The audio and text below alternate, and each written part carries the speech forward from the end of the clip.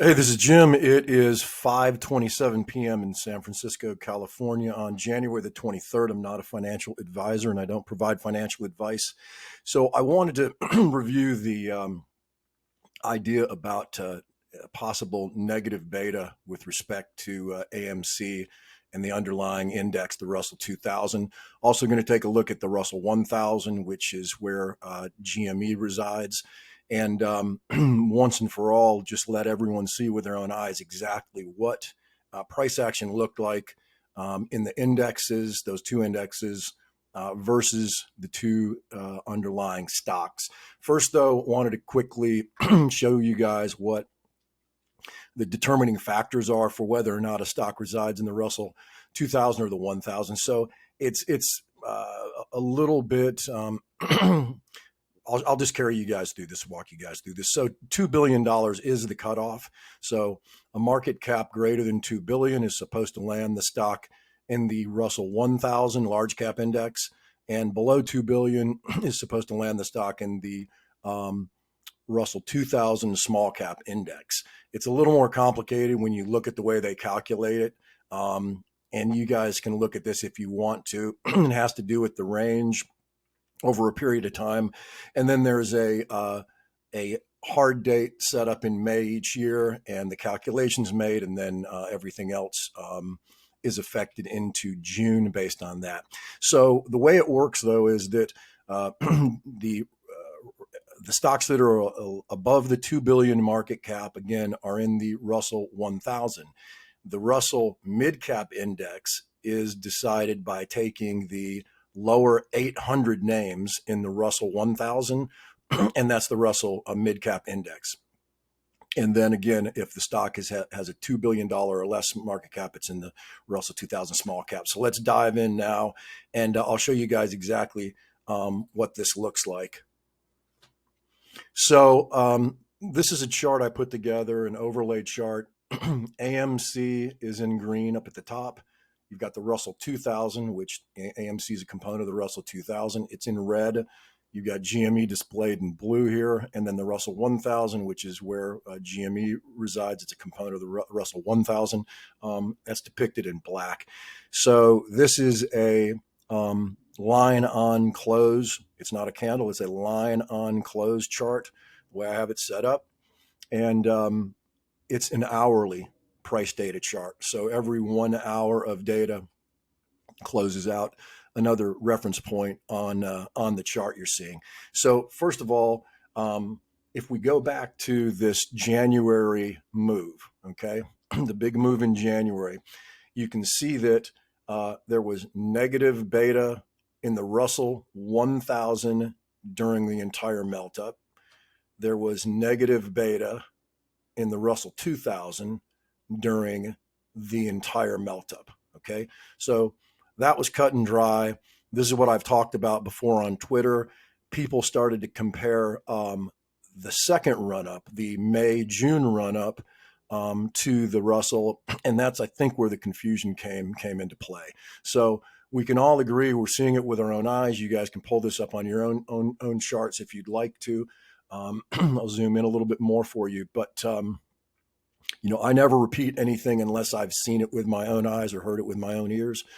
And so that's why I wanted to do the deep dive and then let you guys go look at this yourselves if you're not convinced. But you can clearly see the Russell 2000 here in a price downtrend as price first starts sort of sideways in AMC and then spikes. GME during sort of this little more sideways period for the Russell 1000 prior to this move to the downside. You can see the stock already curling up. And then the most violent part of this move to the upside looks to my eye like it takes place before, well, it doesn't look to my eye, it did take place mostly before the more severe rollover in the Russell 1000. But you do see that right here where the Russell starts to get hit by probably sell programs, that you do have that last little spike there, and then especially into that low there, you get another little double top push. So that's what that looked like. Now, this is a little more nuanced, the following moves. So this is what this looked like. We'll start up at the top with the AMC, since that's what most of my followers are more interested in. And so I put some notes on here as well. This is where I bought the stock. I started to cover the stock here. I've told you guys before, the sole reason that I did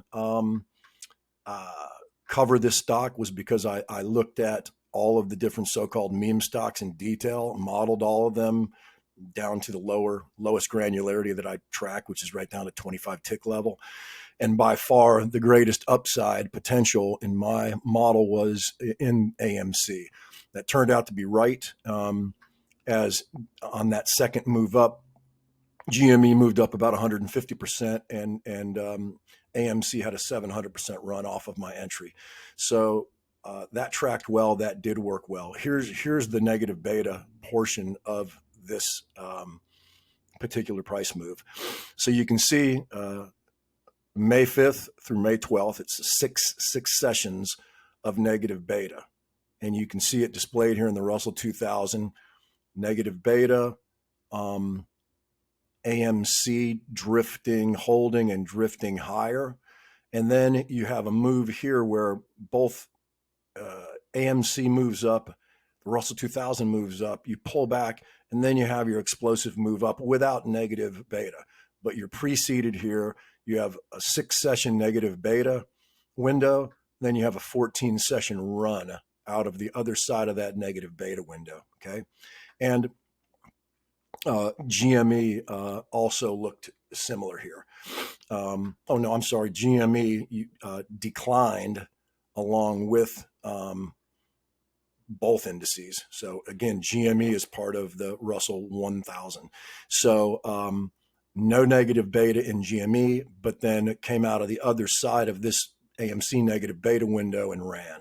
So that's what that looked like. The next move, and if you guys follow me or are members, you know that I was calling for new all-time highs here into August, and we started to really run strongly, and then it just stopped. But we were tracking really nicely there. Here you have August the 12th through the 17th, a 4-session negative beta window. And you can see that reflected here really clearly in the Russell 2000.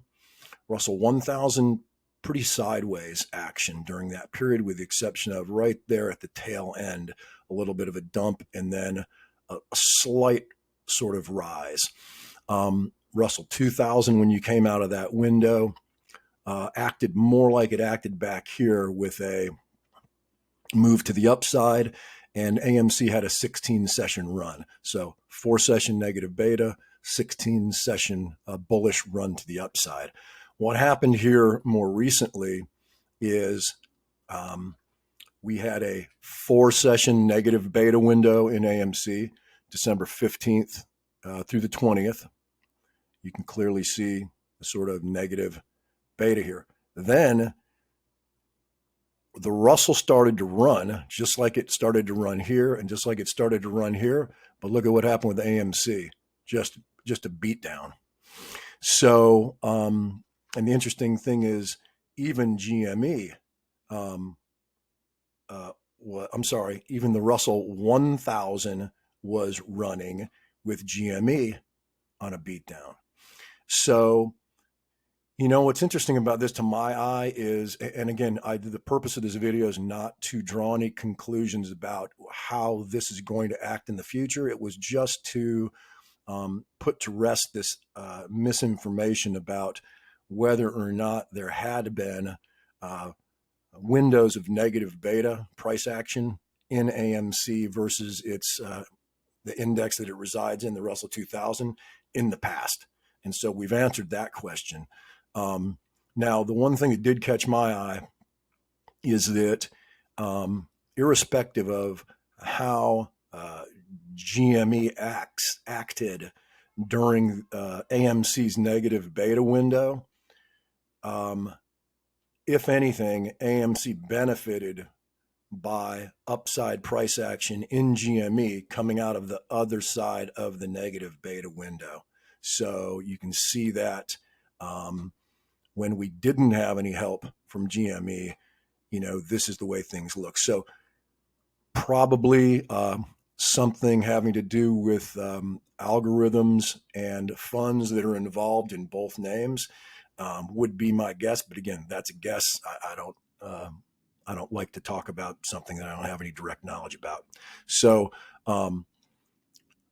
looks like we had a little data interruption there. Sorry, you guys. So that's what that looks like. Anyway, I hope maybe that helped clear things up for you guys.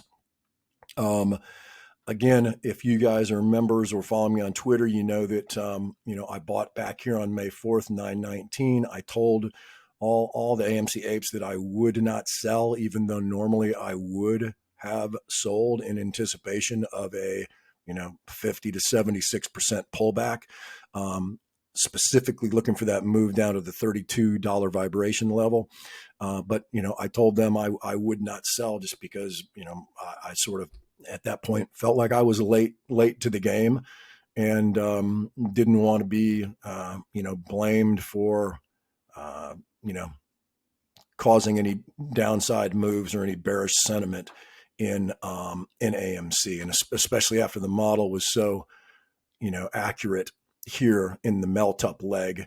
And if you guys followed that, I was posting videos all along the way in here and just sharing with you guys exactly what the model looked like on my side.